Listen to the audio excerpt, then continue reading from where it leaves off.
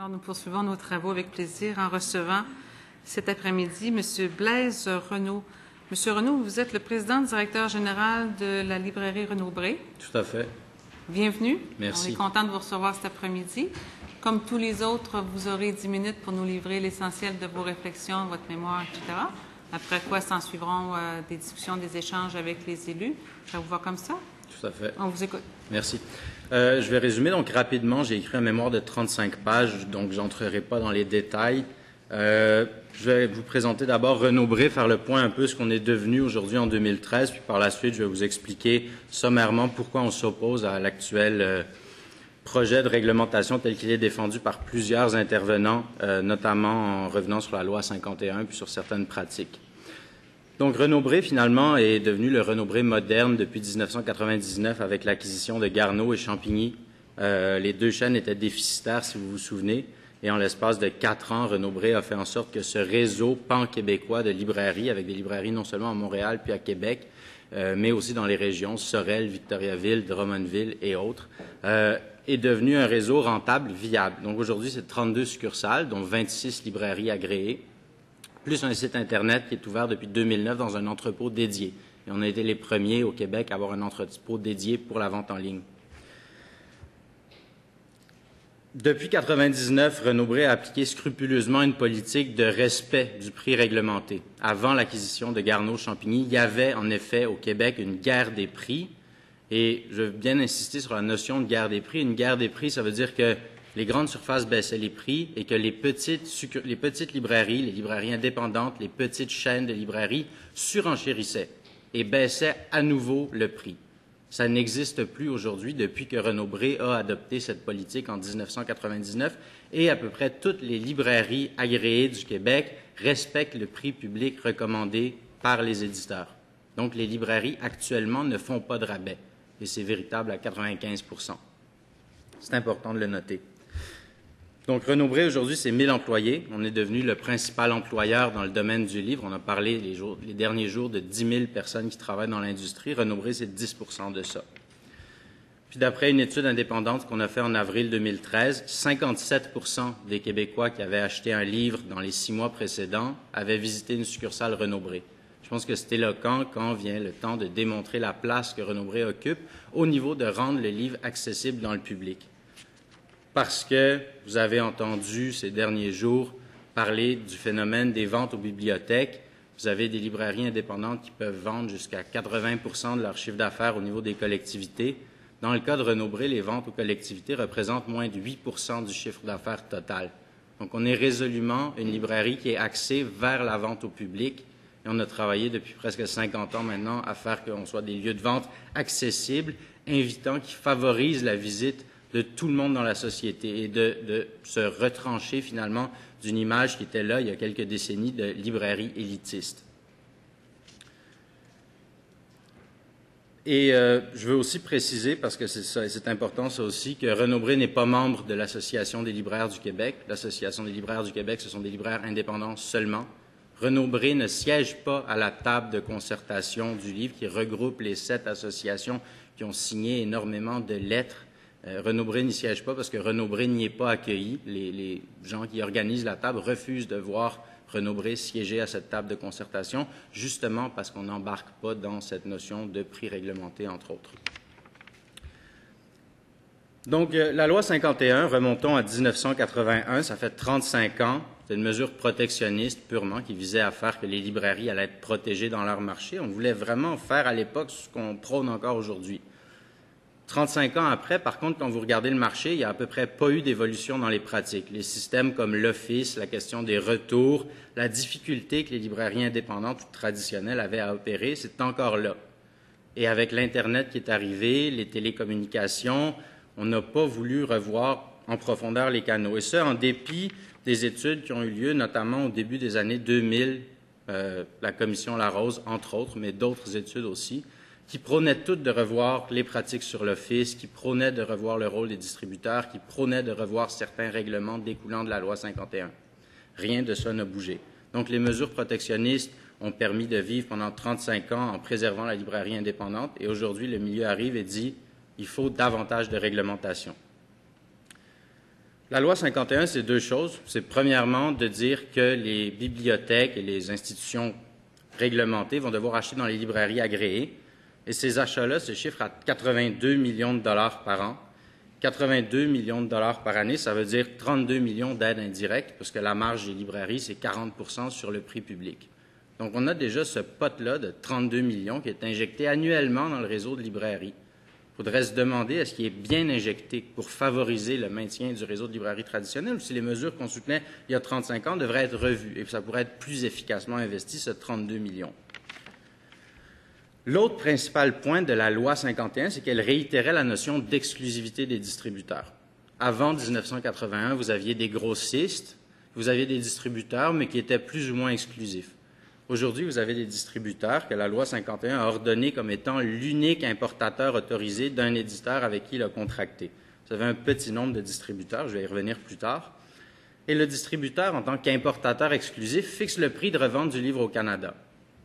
Le règlement sur l'agrément des distributeurs prévoyait une tabelle qui est un coefficient multiplicateur.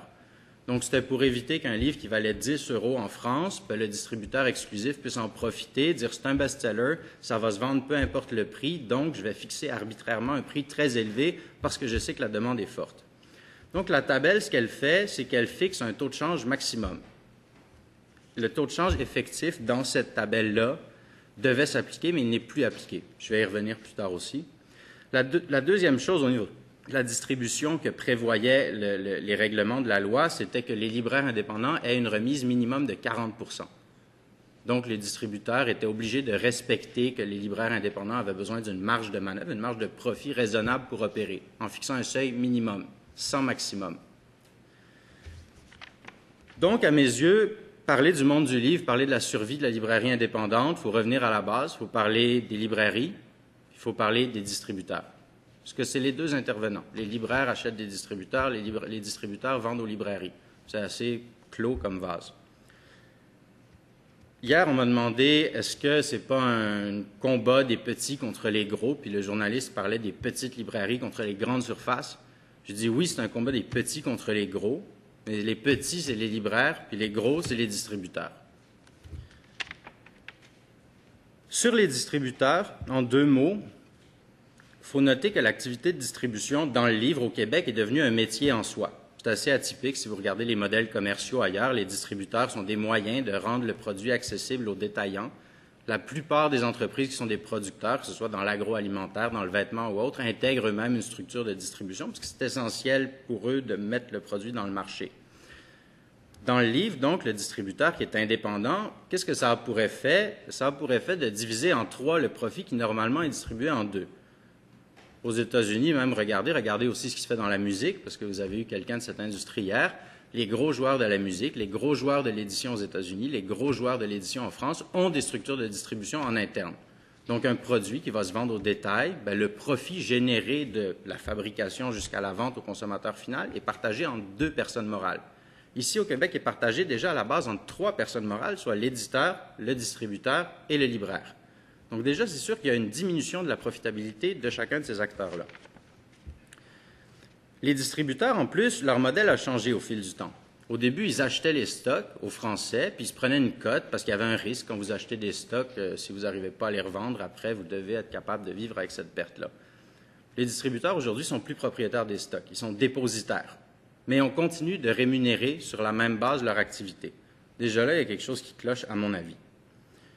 Ensuite, les distributeurs sont devenus commissionnaires. Donc, ils prennent une commission de tout ce qui est vendu pour les livres, chargent les éditeurs, chargent les libraires et appliquent une compression des marges des libraires depuis les 15 dernières années. Alors, si vous regardez le portrait, la marge bénéficiaire des distributeurs est passée de 4 à 6 % entre 2004 et 2009, d'après les données de l'Observatoire du livre, alors que, comme on l'a dit tout à l'heure, la rentabilité des librairies s'est effondrée.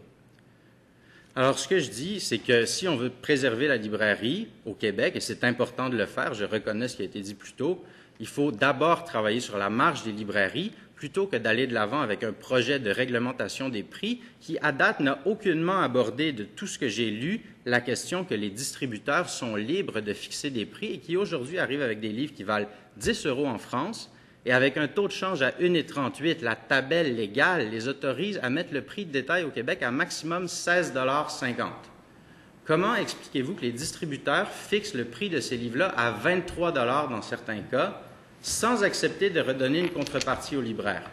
Pourtant, de redonner une marge aux libraires, ça permettrait de rendre tout le monde heureux. Ça permettrait aux libraires de vivre, parce qu'ils n'arrivent pas à vivre aujourd'hui avec une marge de seulement 40 %, et ça permettrait au milieu de continuer.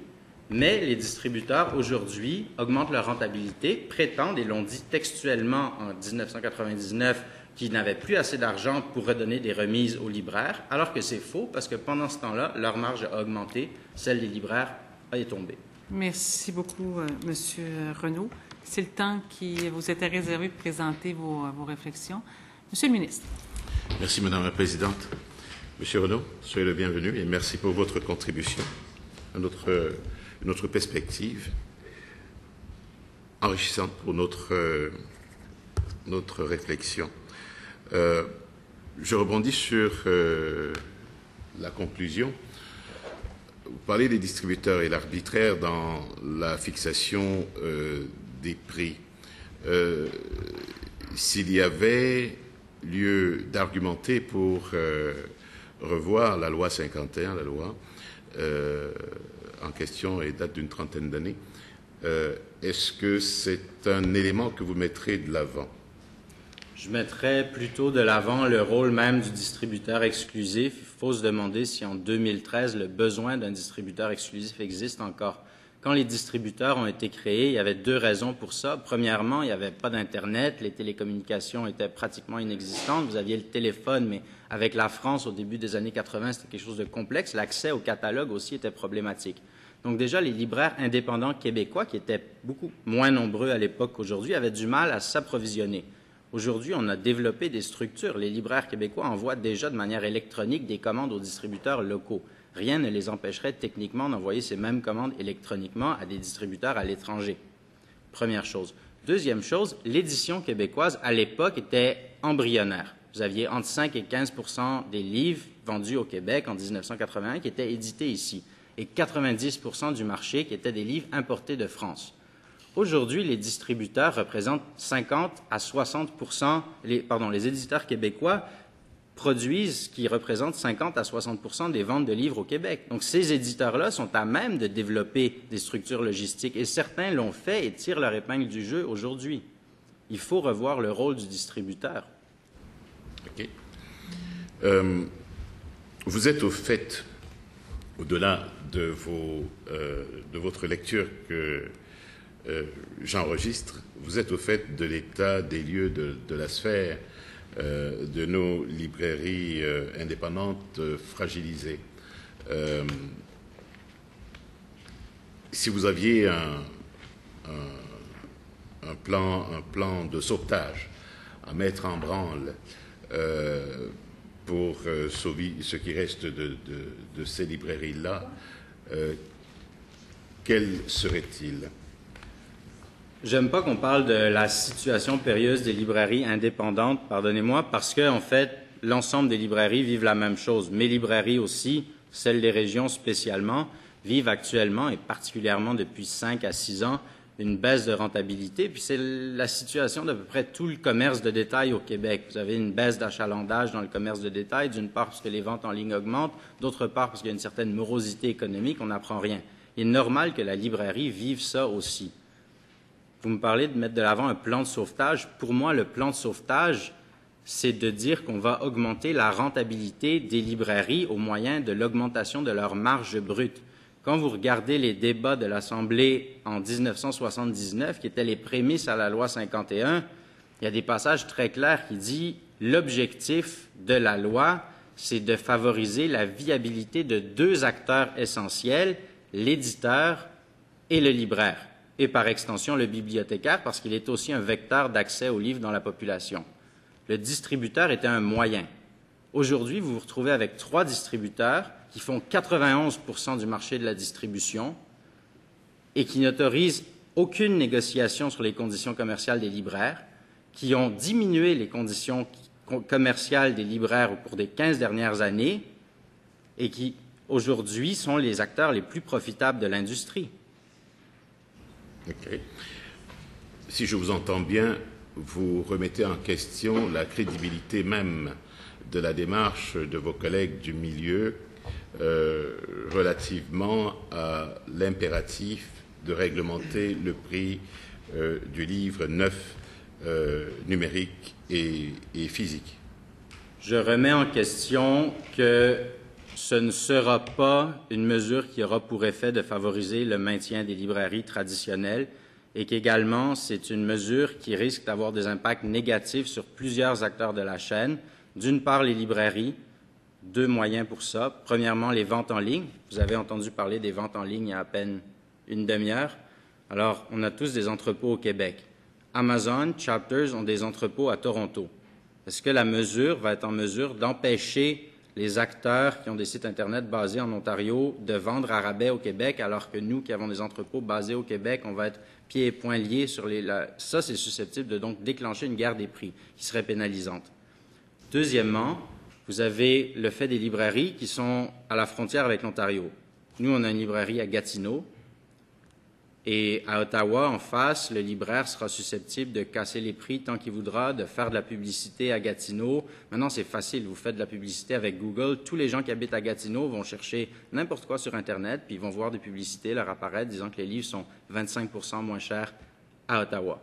C'est facile à faire concurrentiellement parlant de nos jours, ça. Et c'est un danger qui ne peut pas être prévenu de manière efficace. L'autre retombée négative potentielle de cette histoire de réglementation, c'est que d'après moi, les ventes en grande surface vont baisser et ces ventes ne seront pas entièrement récupérées en librairie. Donc, vous allez avoir les éditeurs et les distributeurs qui vont réaliser 6 mois plus tard que leur chiffre d'affaires global est à moins 20% et qui vont vouloir se sauver. Ils vont faire deux choses, soit fermer, soit augmenter le prix de détail de leurs nouveautés de manière à contrebalancer leurs revenus. Okay. Je reviens sur l'expérience de réglementation. Il y a 13 pays, disons 12, puisque la Norvège est dans une démarche comme la nôtre en ce moment, en train de débattre. Et parmi ces 12 pays, il y en a 2 notoires en matière de leadership culturel, la France et l'Allemagne. En France, il y a une longue expérience de pratique du prix réglementé. Est-ce que vous vous êtes penché sur le cas de la France? Si oui, est-ce que c'était une démarche inutile pour protéger le filet des librairies indépendantes aussi? Ce n'était pas une démarche inutile, mais autant dans le cas de la France que de l'Allemagne, que dans tous les autres pays que vous avez mentionnés, il existait des phénomènes de guerre des prix tels que je les ai décrits tout à l'heure, où les libraires vendaient les livres en dessous du prix public suggéré par l'éditeur. Et la réglementation leur a permis de remonter le prix de vente, ce qui a augmenté leur marge brute. Au Québec, la réglementation ne permettra pas aux librairies d'augmenter leur marge brute. Le pari ici est différent. En France, on a dit que les librairies vont avoir une marge brute accrue parce qu'à l'époque, en plus, la France passait par une période de déréglementation. L'industrie s'auto-réglementait en France jusqu'en 81. Et lorsque la loi Lang est arrivée, c'était un support à ça. Donc, les distributeurs vendaient les livres aux libraires à un prix net. On disait, tel livre sort, c'est 5 $ pour le marchand, et les marchands les vendaient dans certains cas 7 $, dans d'autres cas 11, dans d'autres cas 9, et dans d'autres cas 14, ce qui créait des guerres de prix. Aujourd'hui, la France est revenue avec un système de remise. Donc, en disant le livre vaut 20 €, le libraire a une remise sur les 20 € qui est le prix de vente public. Mais, pour revenir à votre question, très clairement, dans les pays où il y a des guerres de prix, oui, les libraires peuvent bénéficier d'une mesure de réglementation parce qu'ils augmentent leur marge. Au Québec, ça n'est pas le cas, depuis 15 ans maintenant. Vous êtes très affirmatif relativement à l'hypothèse d'une telle application ou d'une telle régulation, dis-je, au Québec. Avez-vous des éléments qui peuvent nous permettre de lire cette hypothèse comme vous le faites? Des éléments tangibles, factuels, ou des modèles de projection, des modèles économiques. Vous me parlez du gain de marge des libraires? Non, l'application, vous affirmez que c'est impossible que ça fonctionne. La régulation du prix sur le livre neuf fonctionne au Québec. L'éditeur établit un prix de vente à 10 $ sur un livre. Le libraire le paye 6 $. Aujourd'hui, le libraire vend déjà le livre 10 $. Vous faites une réglementation demain. Le libraire va continuer de vendre le livre à 10 $. Il ne fera pas un centime de plus sur la vente du livre. Donc, d'aucune manière, la rentabilité des librairies va s'améliorer. Le seul cas où ça pourrait se faire, c'est comme je le disais, si les gens qui vont chez Costco 2 fois par semaine ou toutes les semaines ou tous les mois, peu importe, venaient à la place d'aller chez Costco, chez leur libraire. Mais il y a peu de chances pour que ça se produise parce que toutes les grandes surfaces dont on parle, ce sont des surfaces qui vendent des biens de première consommation. Donc la fréquence d'achat dans les grandes surfaces est 5 fois, 6 fois, 10 fois, 20 fois supérieure à la fréquentation des librairies. Les gens vont plus souvent à la pharmacie que dans une librairie. Ils vont plus souvent chez Walmart que dans une librairie. Les gens vont continuer à acheter les livres dans les grandes surfaces. Ce qui a été décrit tout à l'heure, à savoir que les gens sont dans la librairie et font un détour pour aller chez Costco, c'est faux. Les gens vont chez Costco et font un détour pour aller à la librairie parce que Costco ne tient pas le livre qu'ils veulent. Pour la majorité de la population, entendons-nous. Effectivement, il y a 5, 10 15 peut-être de la population, selon les agglomérations, qui se rend dans les librairies régulièrement. Mais ce n'est pas le cas de la majorité, loin de là. Merci. Monsieur le député de Bonaventure. Merci, Madame la Présidente. Bonjour, Monsieur Renaud. J'ai une question très simple. Bon, je ne connais pas vraiment le domaine. Comment on fait pour définir le prix d'un bouquin? C'est l'éditeur qui définit le prix du livre. Et sur quelle balise? Ben alors, vous avez la production québécoise, puis vous avez la production étrangère qui est importée par les distributeurs. Dans le cas de ce qui est la production québécoise, c'est l'éditeur qui juge du prix de vente moyen, en évaluant un peu le marché au meilleur de ses connaissances et en se disant « je pense que ce roman devrait valoir 24,95 ». C'est totalement arbitraire. Mais c'est l'éditeur qui le décide. Dans le cas des livres importés, c'est le distributeur qui établit le prix du livre. Comme je l'ai dit, vous avez dans la loi une tabelle. Aujourd'hui, c'est 1,38 le change avec l'euro, puis la tabelle dit que le change, bon, pour tenir compte des frais de transport, etc., devrait être à 1,65. Et il y a des livres qui sont bien au-dessus de ça, et il y en a d'autres qui sont bien en dessous de ça. Donc, un distributeur qui importe un livre européen, par exemple un livre sur des recettes, prenons des recettes de gâteaux. Moi, je suis un distributeur, j'importe un livre sur les recettes de gâteaux de France. Je dis, ça vaut 10 € en France, donc techniquement, je devrais le vendre aux alentours de 16,5 $, mais je ne pense pas que ça va se vendre au Québec à 16,5 $. Donc, le distributeur a tout à fait le droit de dire, bien, il va se vendre 9,95 $ au Canada, soit moins cher que le prix français. Et donc, les éditeurs québécois sont aussi victimes de cette concurrence-là. Ils doivent s'ajuster avec des mesures qui ne sont jamais appelées comme ça, mais qui s'apparentent à du dumping, le dumping étant plus présent dans certaines catégories de livres que dans d'autres. Et puis, inversement, sur des produits où il y a une faible concurrence de la part de l'édition québécoise, un auteur à succès, les livres de poche, par exemple, bien, les distributeurs appliquent des tabelles complètement prohibitives qui font qu'un livre qui vaut 10 € en France se retrouve à 22 $ sur les tablettes ici au Québec. Puis ce qui est pernicieux dans ce modèle-là, si vous le permettez, c'est qu'il faut tenir compte de 2 choses. La première chose, les librairies se sont accoutumées à ces modèles-là, ont mis ça dans leur chiffre d'affaires. Donc, si demain, le prix des livres passait effectivement de 22,50 à 16,50 parce que c'est le maximum de la tabelle, le chiffre d'affaires des librairies se casserait la gueule parce que c'est pas vrai que les gens vont acheter 25 % de plus de livres si le prix moyen baisse de 25 % non plus. Il faut faire attention à ça. Merci beaucoup. Merci beaucoup, Monsieur le député de Bonaventure. Madame la députée de Laporte. Merci beaucoup, Madame la Présidente. Monsieur Renaud, bonjour. Alors, écoutez, vous nous avez donné beaucoup d'informations et que j'ai trouvées très intéressantes. Je pensais que j'avais fait de grandes recherches, mais j'ai appris beaucoup des nouvelles choses. Monsieur Renaud, bon, on le sait, vous le savez, beaucoup de librairies ont fermé leurs portes. À quoi attribuez-vous ces fermetures? Bon, on sait que le phénomène des nouvelles plateformes, la technologie, l'émergence de la technologie et tout ça. Alors, pouvez-vous élaborer à quoi attribuez-vous ces fermetures? Je pense qu'il ne faut pas généraliser, mais je les attribuerais principalement à... Bon, la première chose, évidemment, c'est la baisse des conditions commerciales à laquelle font face les librairies. Et comme je vous le dis, ça a été reconnu dans les rapports de la Commission Larose et les 2-3 rapports qui ont été publiés avant et après, qui étaient faits par le milieu du livre lui-même. dans les années 70, les libraires avaient des marges brutes de 50 %, ne payaient pas de transport sur le prix des livres, avaient des délais de paiement plus longs que ce qui se fait aujourd'hui dans certains cas.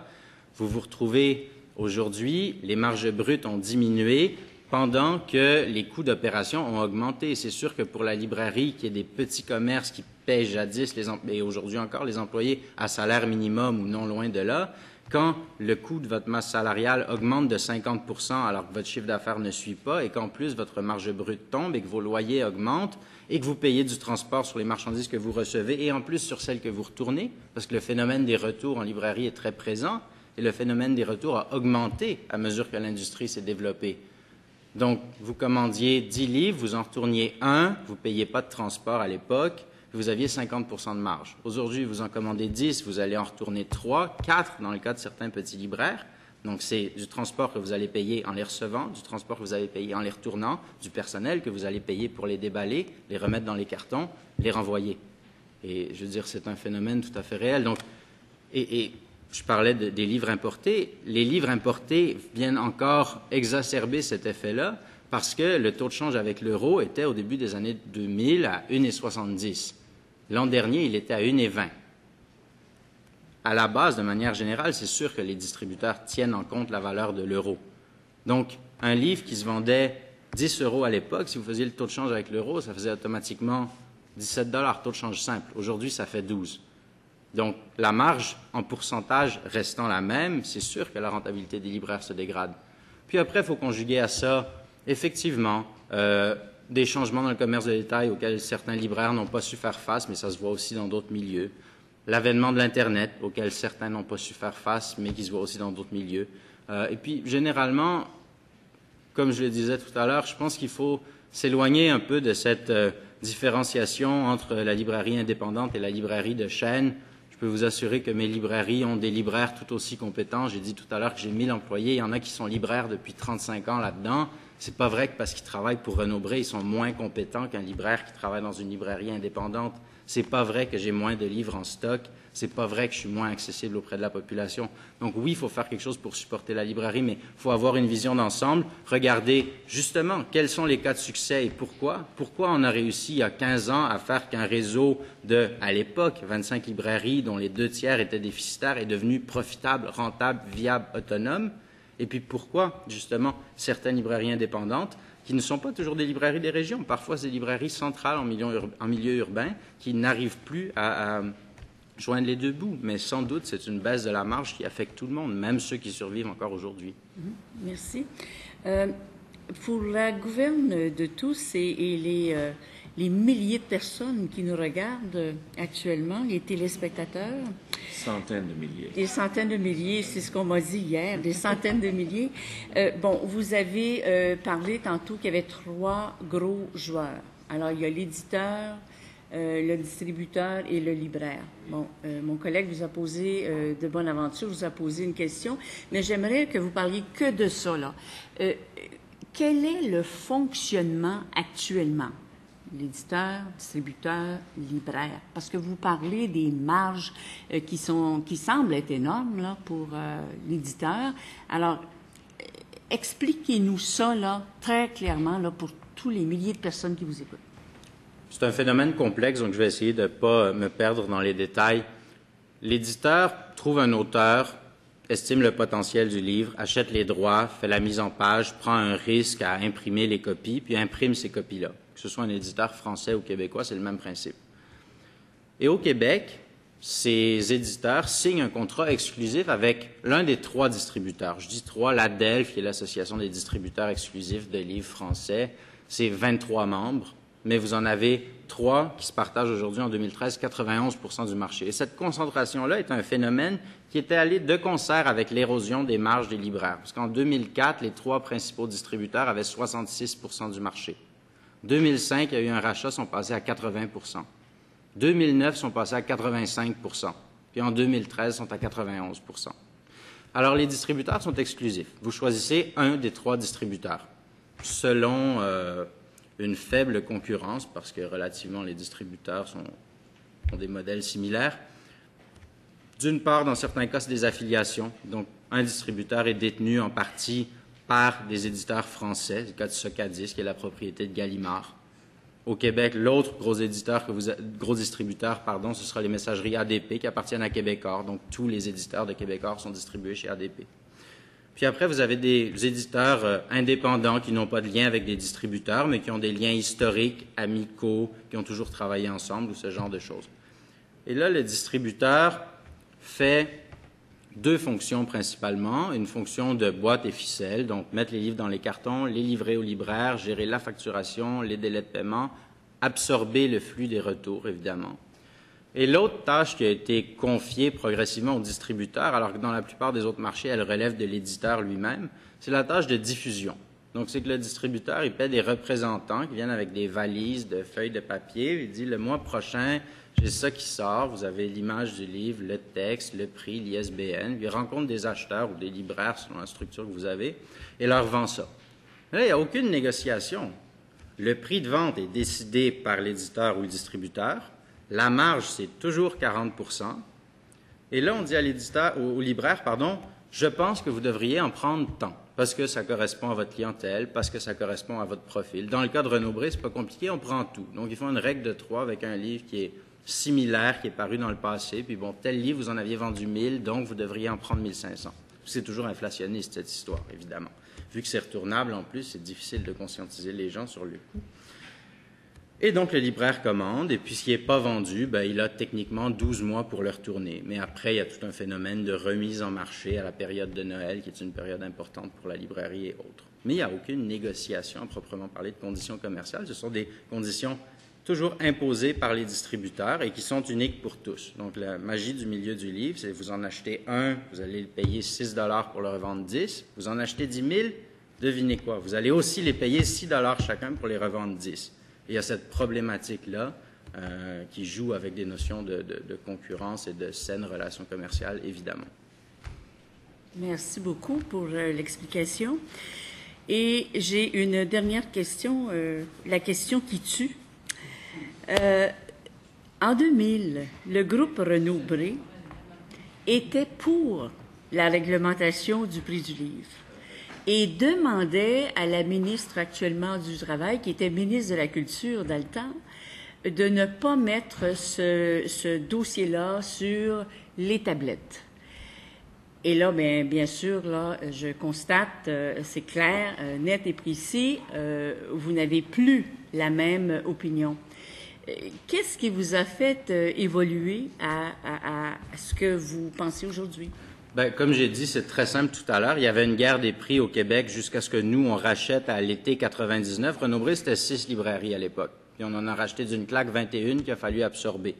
Et c'était des structures très différentes. Donc, la guerre des prix, quand j'ai dit qu'elle s'était arrêtée en 99, c'est pas tout à fait vrai. Elle s'est continuée jusqu'au milieu des années 2000, milieu de l'année 2000, fin de l'année 2000. Et puis, à l'époque, quand les consultations sur ces notions de réglementation avaient commencé, c'est pourquoi Renaud-Bré disait, effectivement, on va empêcher les guerres de prix, donc légiférer le prix du livre. Ça rejoint tout à fait ce que je disais tout à l'heure. L'autre raison, toutefois, c'est que la mesure de réglementation des prix qui était proposée en 2000 était différente de celle qui est proposée aujourd'hui. Aujourd'hui, vous avez cette notion de réglementation pendant les 9 premiers mois seulement, puis vous avez le rabais de 10 %. Alors, il y a quelque chose qui n'a pas été discuté. On parle de Renaud-Bré comme un réseau, Archambault comme un réseau, les méchantes chaînes. Coopératives scolaires, ça, c'est un réseau de 91 établissements. Et, si ma mémoire est exacte, sur les 91, il y en a 12 qui sont des librairies agréées. Alors, ce que ces coopératives scolaires, mais aussi librairies agréées font, c'est qu'elles vendent à des bibliothèques et à des organismes gouvernementaux ou paragouvernementaux des livres à plein prix, sur lesquels ils font un profit de 40 %. Et ce profit-là est absorbé, évidemment, et leur permet de venir diminuer d'encore le prix de vente des livres aux étudiants. Donc, les étudiants n'achètent plus leurs livres dans les librairies, ils les achètent à rabais dans les coopératives scolaires. Ce qui a mené à un phénomène depuis quelques années, c'est que les libraires indépendants commencent à faire des rabais sur les livres de fonds, qui traditionnellement, dans n'importe quel pays, sont la chasse gardée des libraires, qui garantit une viabilité à la librairie, une vitalité. On est en pleine rentrée scolaire, vous allez avoir un professeur dans un cégep qui va dire à ses 4 classes de 36 étudiants « Allez acheter La peste d'Albert Camus ». c'est un livre au programme, ça vaut 16,95 si ma mémoire est exacte. Bien, aujourd'hui, le libraire ne le vendra pas 16,95, il va les vendre 13 $13,50. Il va leur faire 20 % pour compétitionner avec la coopérative scolaire qui est dans les murs même de l'établissement puis qui, elle, va le vendre peut-être avec 17 % de rabais. Et ça, c'est pas du tout tenu en compte dans le projet de réglementation.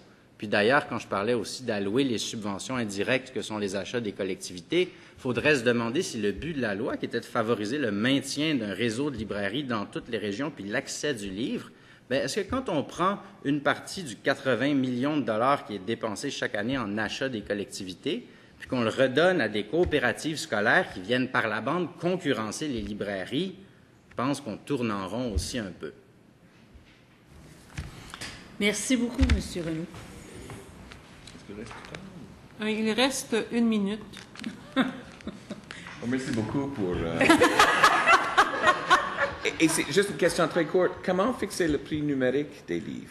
Et comment s'assurer dans le même empire qu'à la fois le consommateur, les écrivains, les distributeurs, tout le monde est protégé dans la fixation des prix de livres numériques? Je n'ai pas abordé moi-même la question du numérique dans mon mémoire pour 2 raisons. La première, c'est qu'actuellement, c'est quand même excessivement marginal, autant au Québec qu'en France et dans le marché francophone. La deuxième, qui est la plus importante ici, c'est que quand vous devenez un revendeur de livres numériques, vous signez un contrat spécifique avec un entrepôt numérique, qui parfois est un distributeur, parfois va être de marque que vous avez ou que vous rencontrerez prochainement. Et les éditeurs vous obligent dans ces contrats-là à respecter le prix de détail suggéré du livre. Donc, il n'y a pas de législation gouvernementale, mais il y a une autoréglementation dans le milieu où l'éditeur a choisi qu'il n'y aurait pas de guerre des prix, et ça existe aujourd'hui. Vous savez, moi, depuis quelque temps, je vends des machines Nespresso dans mes librairies. Le gars de Nespresso Canada, Jacques, m'a dit le premier jour, je lui ai dit, mais est-ce que les gens vont venir casser les prix? Il m'a dit non, j'interdis à tous les revendeurs de casser les prix. Donc, jamais vous allez voir une machine Nespresso qui est à 15, 20, 25 % de rabais, que ce soit chez Labbé, chez Future Shop ou autre, parce que ce sont des acteurs qui autoréglementent leur industrie. Alors que dans l'industrie du livre, vous avez les distributeurs qui vont vendre directement à la grande distribution étiquetés à rabais. Merci beaucoup. Merci. Merci beaucoup. Madame la députée de Montarville. Oui, merci beaucoup, Madame la Présidente. Monsieur Renaud, fort édifiant vous entendre. C'est un autre son de cloche et ça nous donne une autre perspective. Et j'aimerais vous entendre dans la problématique actuelle, cette réglementation sur laquelle, qui pourrait peut-être voir le jour, on ne sait pas, pour faire en sorte que les grandes surfaces n'offrent plus de très gros rabais, mais se limitent à 10 % de rabais. La question que je vous pose est plutôt d'ordre philosophique, mais vous connaissez le milieu, vous connaissez le marché, vous connaissez les gens. Est-ce que vous trouvez qu'on évacue du discours les vrais besoins de la clientèle, du lecteur? Parce que vous les côtoyez, vous avez plusieurs librairies. Est-ce qu'on pense à eux dans tout ce discours-là?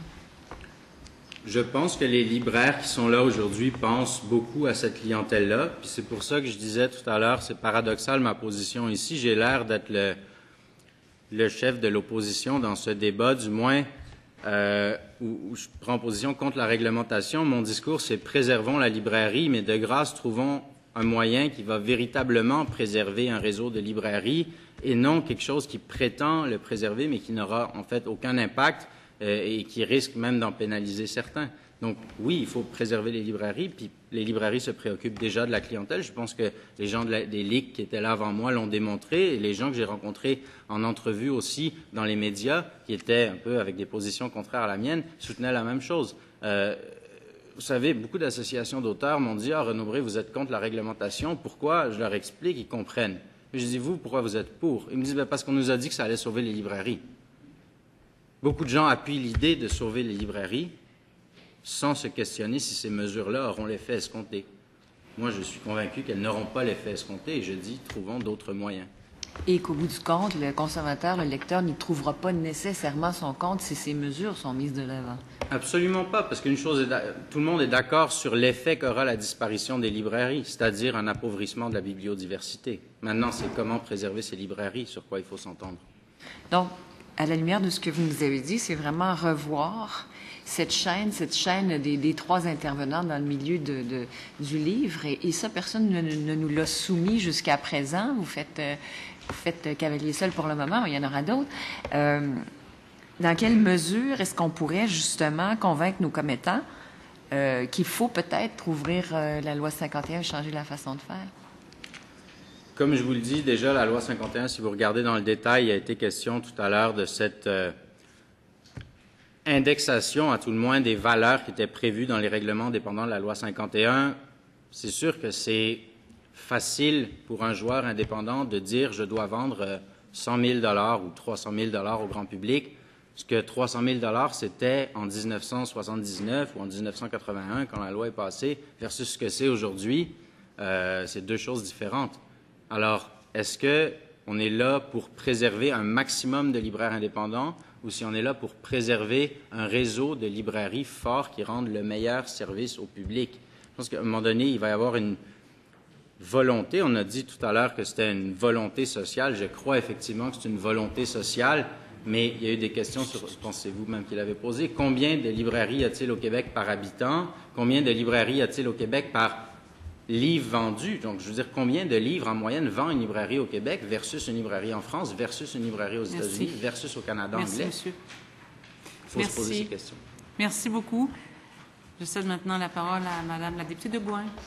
Merci, Madame la Présidente. Bonjour. Écoutez, moi aussi, je vous ai écouté avec beaucoup d'attention. Effectivement, on a là un point de vue nouveau, en fait, nouveau pour nous, et différent. Et sur la question des distributeurs, je la trouve particulièrement intéressante, mais je la commenterai pas parce que je sens que j'ai besoin d'y réfléchir encore. Ce qui me laisse toutefois un peu perplexe, c'est votre opposition à la réglementation. Vous dites, puis j'ai regardé votre mémoire, au fond, ce sont surtout les distributeurs, et j'ai compris votre discours là-dessus, j'ai compris vos propos, qui sont l'âme de tout ce regroupement qui propose une réglementation du nouveau livre, là, du livre qui vient de sortir. Bon, peut-être que c'est un joueur important, mais je vous soumets quand même que depuis hier, on en a entendu bien d'autres. Et j'ai un peu de difficulté à comprendre. Je vais poser ma question autrement. Je comprends que vous disiez ça n'est pas la solution, ou en tout cas la meilleure, d'après vous, certainement pas la meilleure, la plus efficace, etc., pour sauver les librairies indépendantes ou même vos succursales. Mais pourquoi vous y opposez-vous si, à tout le moins, la majorité des acteurs du milieu sont d'accord et s'ils estiment que le risque en vaut la chandelle et qu'au fond, même si ça n'est pas la panacée, ça n'aurait pas vraiment d'effet négatif sur la librairie? C'est ça que j'ai un petit peu de difficulté à comprendre. En fait, je n'ai pas dit que ça n'aurait pas d'effet négatif sur la librairie, j'ai dit que ce seraient des effets qu'on connaîtrait après. Comme je vous ai dit, moi, aujourd'hui, j'ai un entrepôt qui fait qu'on vend quand même 10 millions de dollars par année de livres sur Internet, dont au moins 80% de ça au Québec. La concurrence d'Amazon est excessivement forte en France, en Belgique, en Suisse, là où il y a des marchés qui se sont développés rapidement. Au Québec, Amazon est encore très faible parce que c'est un micro-marché d'une part et d'autre part parce que Renaud Bré est très bien implanté sur la question des ventes en ligne, ainsi que certains de mes concurrents. Le jour où je serai contraint de vendre en ligne à un certain prix, ce sera facile pour Amazon d'arriver, de pratiquer une politique de cassage de prix automatique dans laquelle je ne pourrai pas suivre et de ramasser le marché de la vente en ligne. Et ça tiendra aussi pour les sites des libraires indépendants, d'une part. D'autre part, comme je vous ai dit, les ventes qui sont réalisées en grande surface, qui sont quand même 20% des ventes de livres au Québec au grand public, vont se tomber. C'est pas vrai que quand vous êtes chez Costco, que vous voyez le nouveau José Di Stasio à 25 $ en faisant votre épicerie, vous allez l'acheter s'il est 35. Les gens vont y penser à deux fois. C'est pas une question de revenus, c'est pas une question de budget, c'est une question d'achat impulsif. Quand vous mettez un produit à côté de la caisse à 4 $, vous allez en vendre plus que s'il est 8 $. Merci beaucoup, Monsieur Renaud. C'est tout le temps que nous avons. Merci infiniment de votre contribution. Je vous souhaite une belle fin d'après-midi, un bon retour. Et je suspends le temps d'accueillir M. Marc Alain du groupe Modus.